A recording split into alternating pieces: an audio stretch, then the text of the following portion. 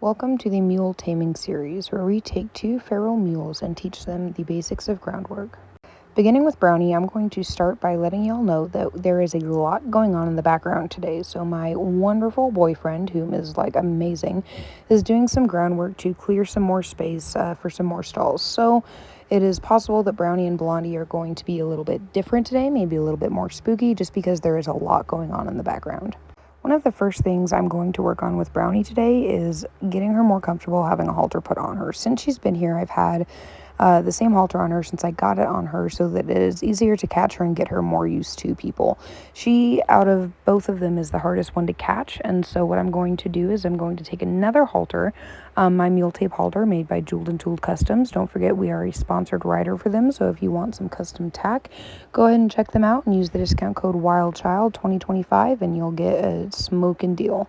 So what I'm going to do here is I'm going to take the other halter and I'm going to put it over top of the current halter.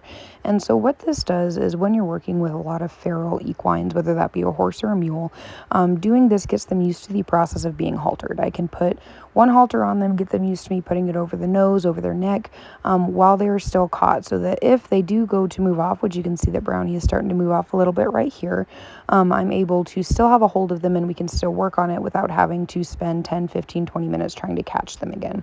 So you can see right here that she's letting me put that halter on and take it off. When she was taking those few steps, I just continued to hold it on her, and then when she stopped and stood, then I released that pressure and took that halter away.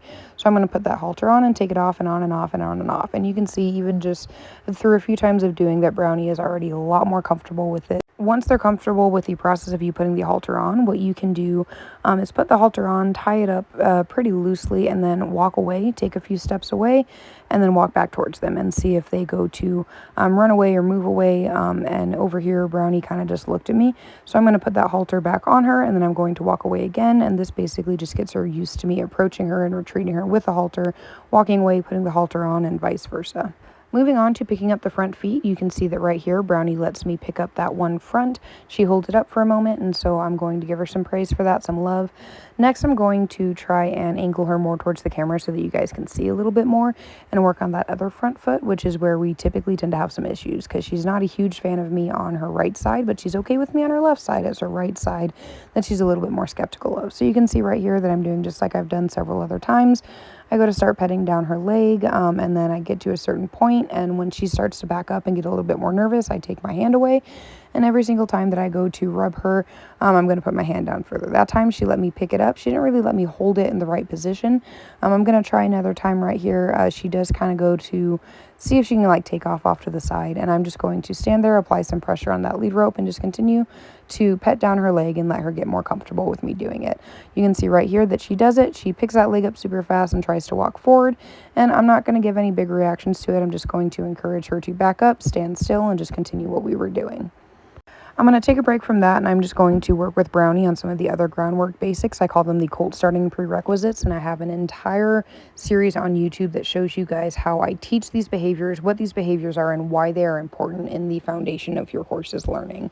So right here, I'm working on some lateral flexion. Brownie is actually doing really good with the lateral flexion, so I'm very proud of her for that. I don't exactly remember which of these I've shown you guys so far of me specifically with Brownie and Blondie, so I'm kind of going to speed through them for time purposes.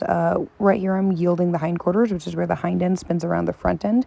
You can see that sometimes Brownie still like backs up a little bit and moves that front end, but overall she is picking up on the behavior of yielding the hindquarters very well. You can even see right here she's doing better than she was in the other direction.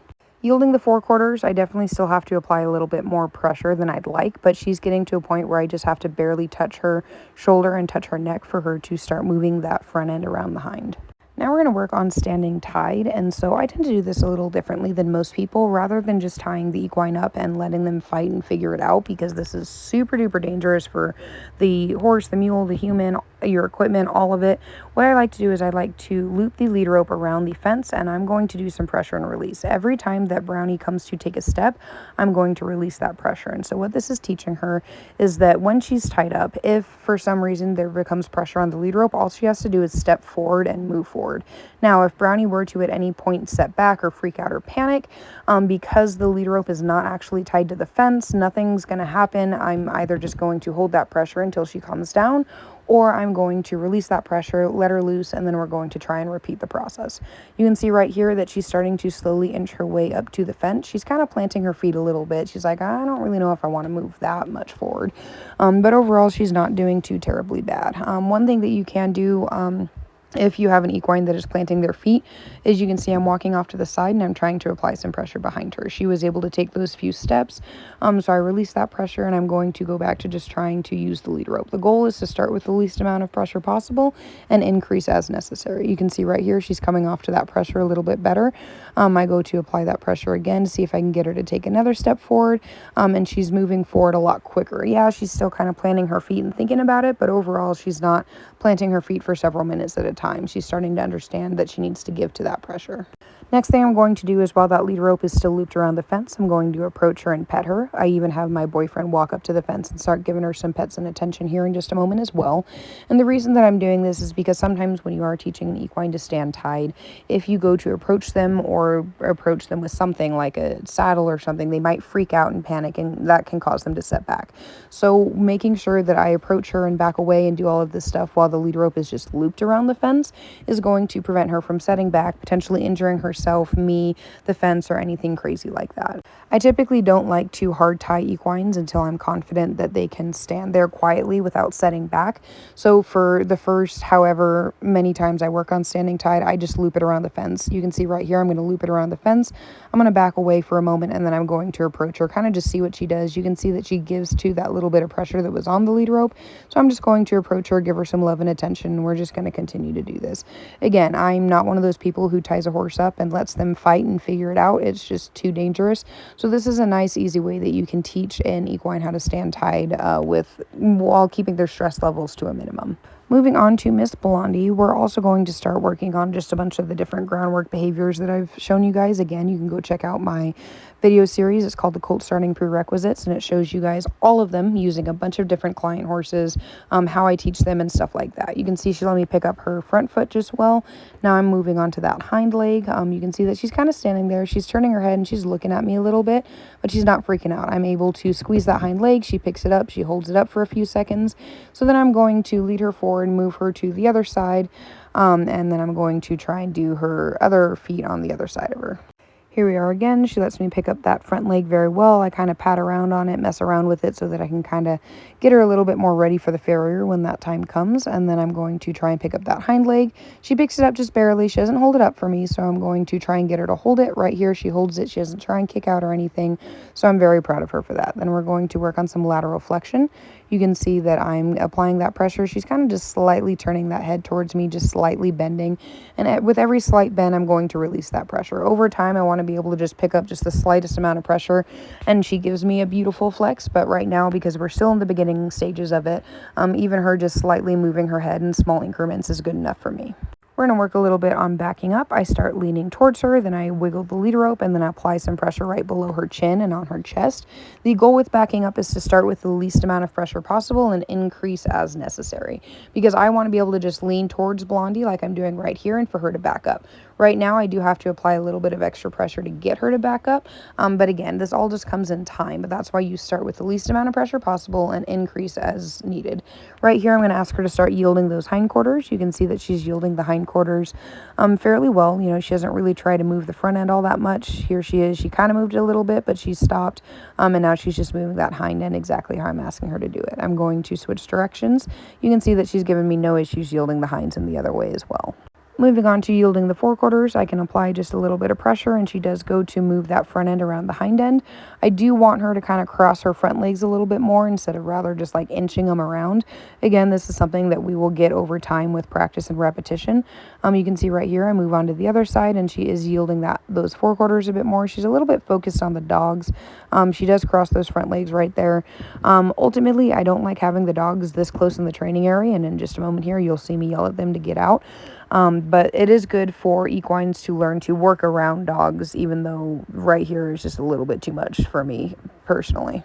So I'm going to bring something brand new into Blondie's training, and that is a lunging circingle. You can see I just slowly bring it up to her nose, and she does not like it. So why am I using a lunging circingle? Because I want Blondie to start getting used to having a cinch and all of that fun stuff. A circingle is super lightweight. It is easy for me to kind of throw on her back and take it off, and it's a great way for me to break down getting a saddle on her, getting a pack saddle, all that fun stuff. And so that is why I'm using a surcingle. You can see right here that I'm starting to just swing it back and forth. I put it on her back a little bit and she kind of freaks out, so I take a moment because she let me put it on her back.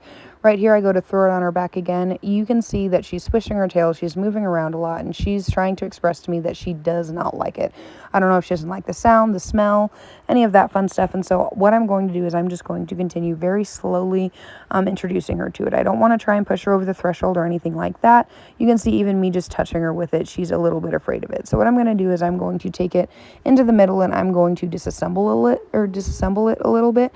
Right now I think I do still have the driving reins attached to it. So I'm going to take those driving reins off. I'm going to take the cinch off just so that I have the surcingle, so that I can like break it down, make it look a little bit less scary, which is something that I definitely think she needs. So rather than just trying to immediately throw it on her back, I'm going to wiggle it around while it's closer to me, further away from her. And if she goes to sidestep, I'm just going to very slowly step in front of her. I'm going to try and get her to just calm down a little bit. Here I start slowly moving it to her side. I go to let her sniff it to see how she's going to react to it. She sniffs it and immediately starts to sidestep again. I'm just going to continue to cut her off and step in front of her, kind of using the driveline tactic, and that in front of her is the brake pedal. You can see right here that she goes to bolt for a brief moment and she takes off. I don't really try to hold on to her very much. I don't want her to get into the habit of learning to bolt, and that if she's afraid, that just means she can yank the lead rope and go. In that moment, I did let her do it, but it's something I definitely want to work on correcting in the future. It was just a weird moment that I kind of just let her do it. So right here, you can see that I have the surcingle on my shoulder. I'm going to do this and I'm going to pet her just with my hands, and I'm going to back up a few steps and just do some approach and retreat. By having it on my shoulder, it's not as threatening because it's just like an extension of me. I'm not trying to throw it at her or anything. And I'm just going to love her, give her lots of pets, lots of attention.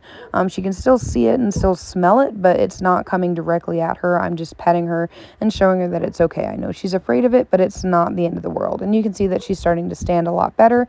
And so I'm going to call it a day with a surcingle right here just because she is doing very well. And then to end off Blondie's session, I'm also going to take a moment to work with her on standing tied. I'm going to do it the exact same way that I did it with Brownie. Just have that lead rope looped around the fence. I'm going to apply that pressure. When she steps forward, I release that pressure. You can see that she isn't really trying to plant her feet as much or anything crazy like Brownie was doing. She is giving to pressure a lot better, but she's been like that pretty much since day one. I do want to give a huge shout out to both Brownie and Blondie, because even though my wonderful boyfriend was working around on the tractor, neither one of them really had many issues with it. They weren't really too afraid of it or too nervous. It didn't really affect their training. Right here you can see that Blondie's struggling a little bit just because I am asking her to stand tied and she kind of has to like face him and look at him. But even with that, she's not really doing too much. She was able to stop and collect herself very quickly. So overall, I'm super proud of both of these girls.